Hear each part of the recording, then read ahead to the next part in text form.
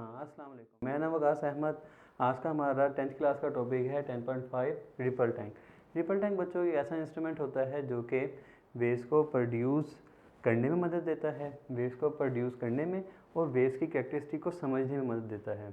इसका सबसे पहले मैं स्ट्रक्चर आपको बताता हूँ। इसका स्ट्रक्चर ये है कि ये तकरीबन 0.5 मीटर्स अबव होता है ग्राउंड से, और इसके बाद इसका जो सा ये ऊपर वाला हिस्सा होता है ये एक ट्रे होता है जो कि ग्लास का बना होता है। इसका जो सा बॉटम है वो सारा का सारा ग्लास का बना हुआ है और इसके अंदर क्या होता है, पानी होता है, पानी। और इस तरफ इसके ये एक वुडन हिस्सा होता है, वुडन पार्ट होता है जिसको ये यहाँ पे लगी मोटर वाइब्रेट करती है।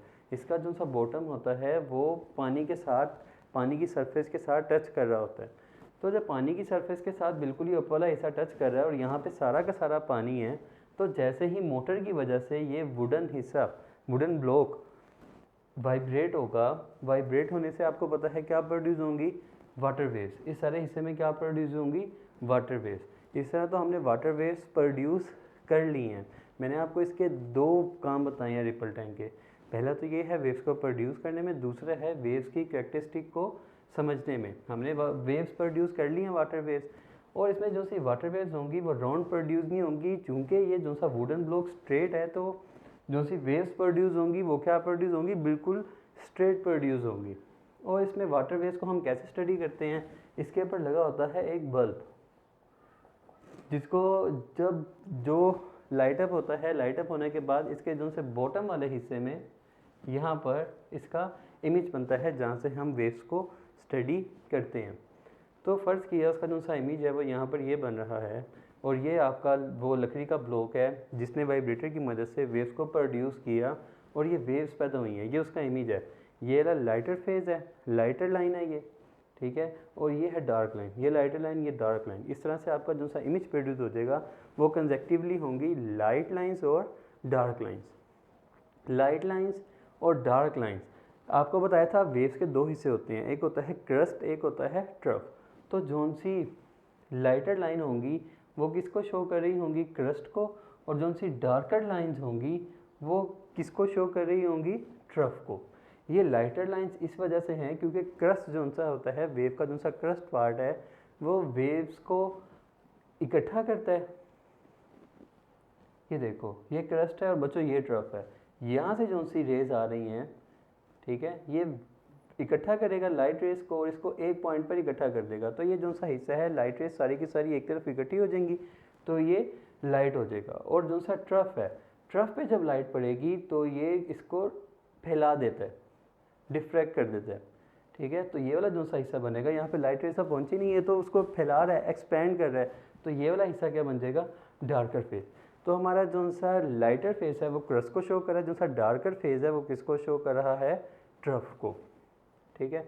ये वेव्स की कुछ कैरेक्टरिस्टिक थी जो कि इसके इमेज से बनने वाले, उसके लाइट की वजह से बनने वाले इमेज में हमने पढ़ी हैं, ठीक है। इसमें जो सी दो रेज, इसमें जैसे दो पार्ट्स होंगे, लाइट और डार्कर।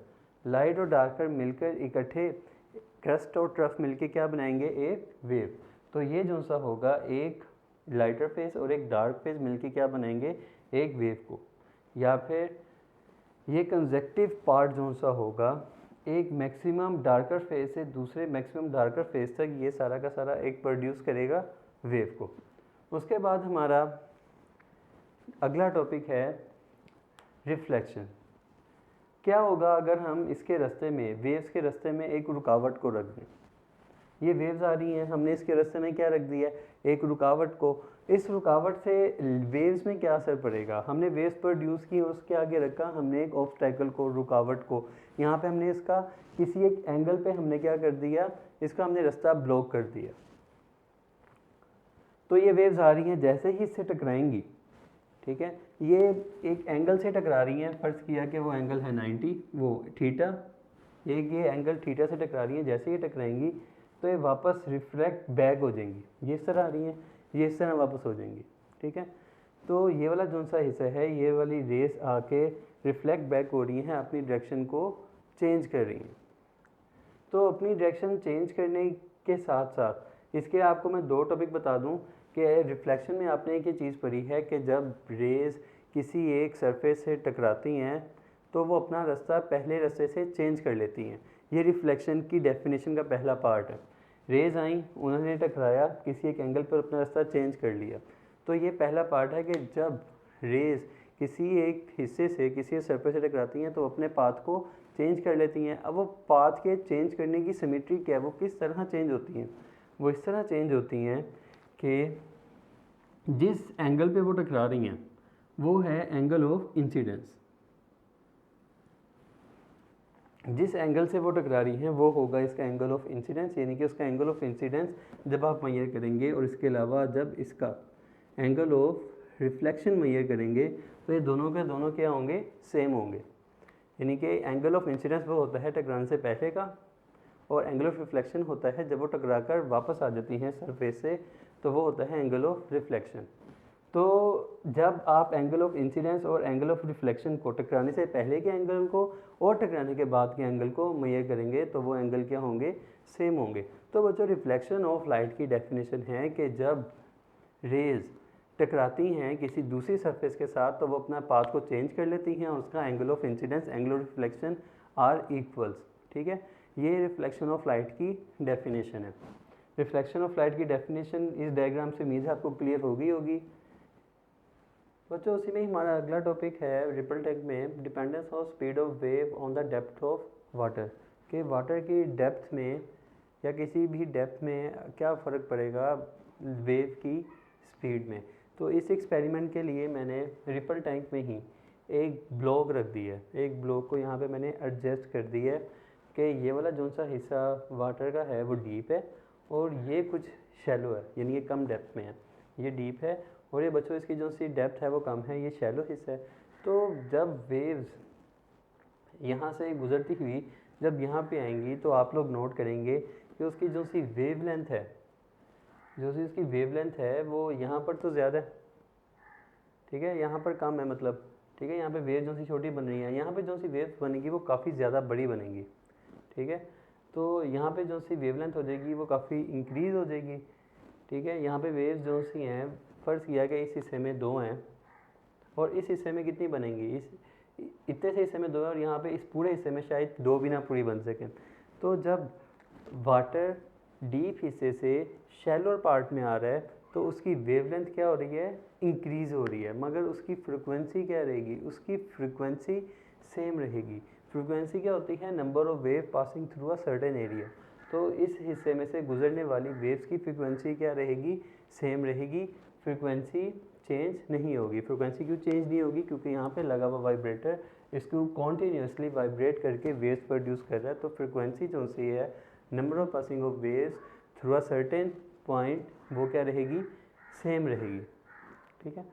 तो आप लोगों को मैं दोबारा इसको रिवाइज कर दूं कि ये आपने रिज़ल्ट को याद भी रखना है कि जब डीपर पार्ट से शैलोर पार्ट में आता है तो उसकी जो सी वेवलेंथ होती है वो क्या होती है, चेंज होती है, ठीक है।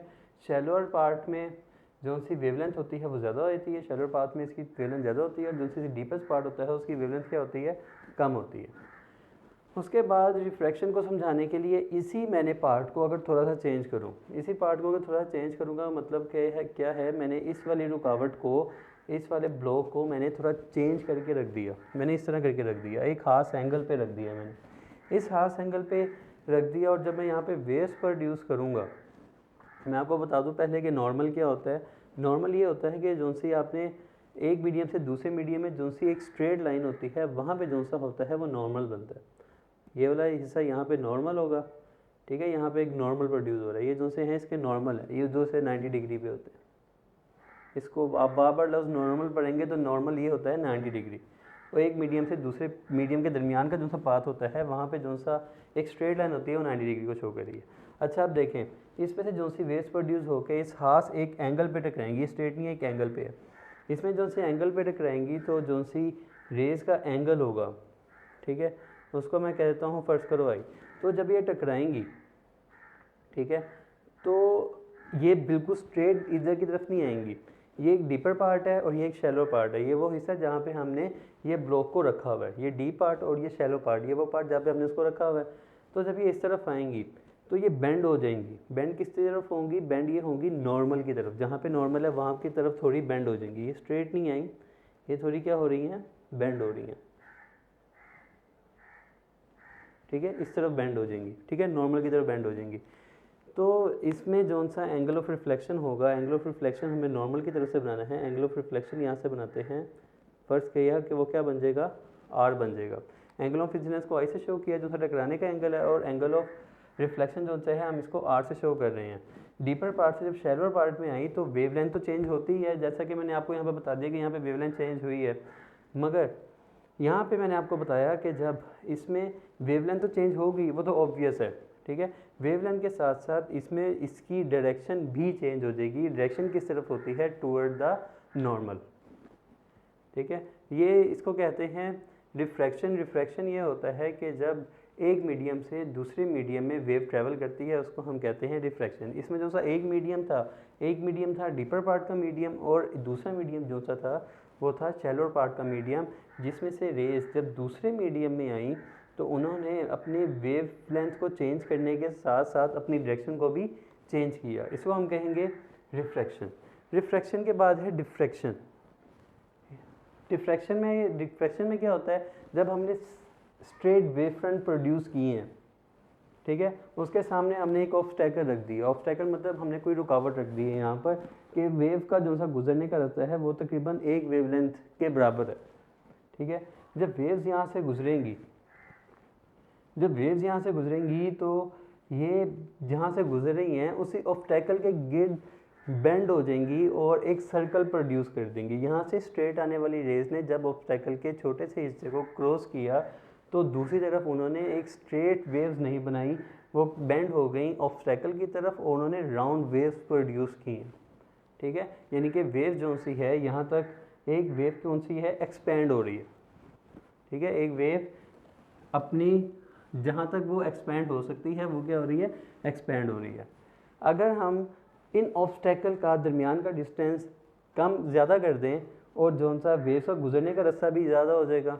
जब यहाँ से एक स्ट्रेट वेव्स आ रही हैं, स्ट्रेट लाइन में वेव्स आ रही हैं, जब वो यहाँ से गुजरने के साथ साथ वो यहाँ से तो स्ट्रेट रहेंगी, मगर जो सी ऑब्स्टैकल्स हैं ऑब्स्टैकल से टकराने के बाद ऑब्स्टैकल की तरफ ही बेंड हो जाएंगी, ठीक है, और जहाँ तक वो फैल सकती हैं वो फैलेंगी। जो से इसकी अगली वेव्स बनेंगी वो कुछ इस तरह से होंगी, ठीक है। डिफ्रैक्शन होता है जब वेव एक किसी रुकावट से निकलने के बाद एक्सपेंड होती है, फैलती है, उसको हम कहते हैं डिफ्रैक्शन, ठीक है। डिफ्रैक्शन में हमेशा वेव्स क्या होती हैं? एक्सपेंड होती हैं। जब हम उसकी वेव वो दोबारा, इसके दो पार्ट को मैं आपको क्लियर कर दूं, जब इसकी जो से डिफ्रैक्शन का डिस्टेंस है वो एक वेवलेंथ के बराबर या कम होगा तो वो गोलाई में फैलती रहेंगी, एक सर्कुलर पैटर्न बनाएंगी, और जब हमने उसका डिस्टेंस ज़्यादा किया है तो कुछ हिस्सा स्ट्रेट होगा, कुछ हिस्सा कर्व होगा। उम्मीद है आपको समझ आ गया होगा रिपल टेन का टॉपिक, और इसमें मौजूद 4 से 5 टॉपिक जो से हैं। अगर आपको कुछ समझ नहीं आया बच्चों तो आप कमेंट बॉक्स में मेरे से पूछ सकते हैं। मैं इंशाल्लाह ताला जल्द से जल्द आपके सारे क्वेश्चंस क्लियर करने की कोशिश करूँगा।